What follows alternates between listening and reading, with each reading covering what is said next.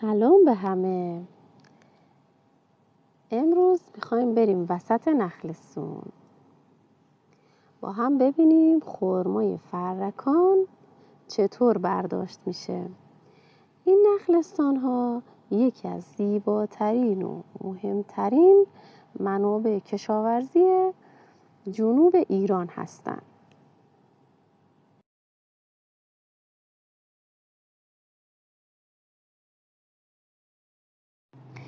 خرمای فرکان رنگ تیره داره و کشیدگی شبیه خرمای شاهانیه.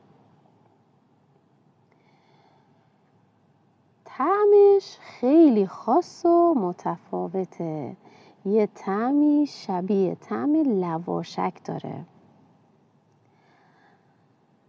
هم برای مصرف تازه هم برای بسته‌بندی و صادرات خیلی مناسب هستش.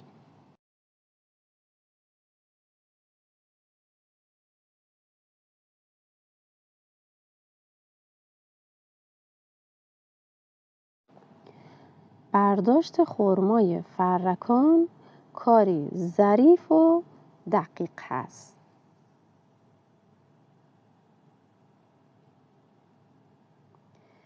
کشاورزا با دقت خوشه های رسیده رو میبرن، جدا میکنن، با بند میفرستن پایین تا میوه ها آسیب نبینن و له نشن. این کار نیاز به تجربه و حوصله خیلی زیادی داره. هر خوشه برای خودش خیلی ارزشمنده.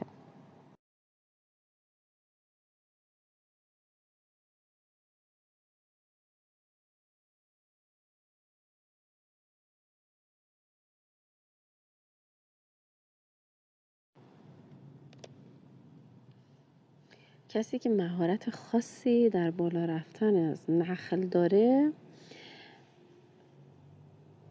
خوشه ها رو از بالای درخت جدا میکنه.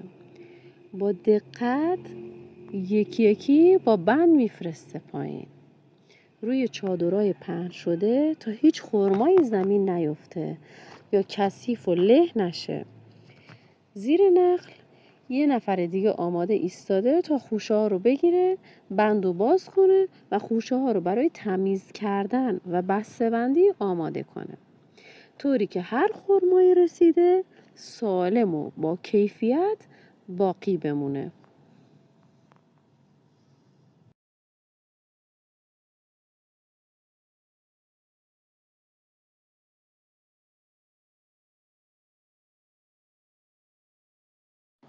هر خوشه خودش داستانی از تلاش کشاورز و زمانبندی دقیق طبیعت رو تو خودش داره. دیدن این روند آدم رو بیشتر به کشاورزی و طبیعت علاقه‌مند میکنه.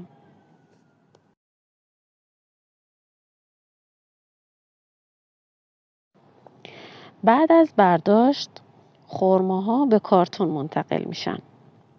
تو این مرحله خرماهای نارس و خراب جدا میشن. فقط بهترین و رسیده ترین میوه ها بسته بندی میشن. بسته بندی درست باعث میشه طعم و کیفیت خرما حفظ بشه و تازه بمونه.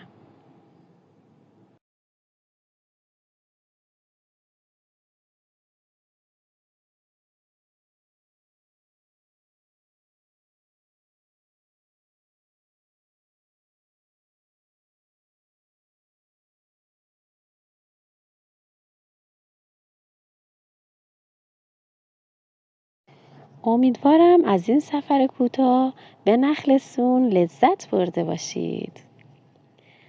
یادتون نره لایک کنید، تو کامنت ها بگید تا حالا خرمای فرکان رو با طعم لواشکی و خوشمزه چشیدید یا نه.